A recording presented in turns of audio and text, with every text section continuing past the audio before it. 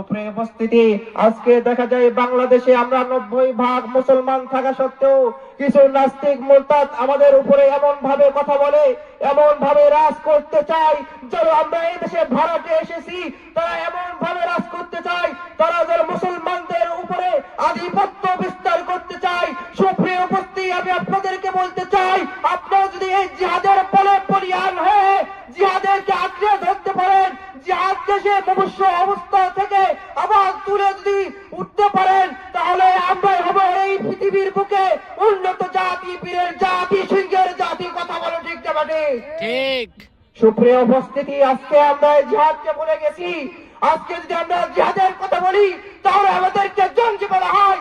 আজকে যদি আমরা জিহাদের কথা বলি আমাদেরকে অনেক নাটক সাজিয়ে গুম করা হয়, আমাদেরকে খুনের মামলা দেওয়া হয়, হুমকি ধমকি কত কিছু দেওয়া হয়। কিন্তু আমাদেরকে এই হুমকি দিয়ে গুম করে আমাদেরকে ঠেকানো যাবে না।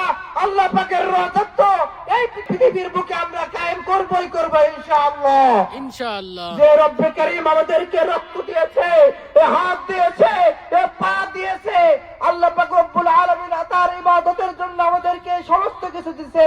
কিন্তু যদি আমরা আল্লাহ পাক রব্বুল আলামিনের সাথে নাফরমানি করি, আল্লাহ পাক রব্বুল আলামিনের ইবাদত না করি, আল্লাহ পাক রব্বুল আলামিনের সঙ্গে যদি নাফরমানি করতেই থাকি, তাহলে মনে রাখবেন এই কবরে যাওয়ার পরে আপনার কি করুণ অবস্থা হবে, এটা একটাবার চিন্তা করে। উপস্থিতি, নবী আকরাম সাল্লাল্লাহু আলাইহি সাল্লাম বলেছেন, ওয়াল জিহাদু মাযিন মুনযু বা'আসানি আল্লাহ ইলা আইয়ুকাতিল আখির উম্মাতিল মাসিহিদ দাজ্জাল। সুপ্রিয় উপস্থিতি, একদল মানুষকে এখন দেখা যায় যারা এই জিহাদ বলে, জিহাদ বলতে কিচ্ছু নাই, জিহাদ বলতে কিচ্ছু নাই, এই জিহাদ হচ্ছে জঙ্গি, এই জিহাদ হচ্ছে সন্ত্রাস, এই জিহাদ হচ্ছে উগ্রবাদ। আমি তাদেরকে বলতে চাই, নবী আকরাম সাল্লাল্লাহু আলাইহি সাল্লামের হাদিস স্মরণ করে দিয়ে তাদেরকে চ্যালেঞ্জ করে দিয়ে বলতে চাই, নবী আকরাম সাল্লাল্লাহু আলাইহি সাল্লাম বলেছে, যেদিন থেকে আমি নবী হয়েছি, যেদিন থেকে আমি নবী হয়েছি ওই দিন থেকে জিহাদ চালু হয়েছে, এবং এই জিহাদ আমার উম্মতের শেষ দল দাজ্জালের সাথে লড়াই করা পর্যন্ত বলবৎ থাকবে।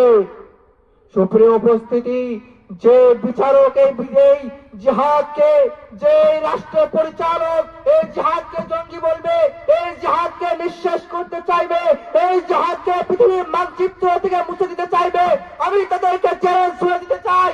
ইতিপূর্বে ইসলামের প্রথম যুগে অনেকে চেষ্টা করেছে এই কোরআনকে মিথ্যা সাব্যস্ত করতে, এই জিহাদকে মিথ্যা সাব্যস্ত করতে, এই জিহাদকে জঙ্গি সাব্যস্ত করতে। আমি তাদেরকে বলতে চাই, আপনারা যত চেষ্টা করুন না কেন, এই জিহাদকে জঙ্গি সাব্যস্ত করতে পারবেন না। আপনারা নিজেরাই ধ্বংস হয়ে যাবেন, আপনারা নিজেরাই নিঃশেষ হয়ে যাবেন, তবুও এই জিহাদকে আপনারা নিঃশেষ করতে পারবেন না, পারবেন না, পারবেন না ইনশাআল্লাহ।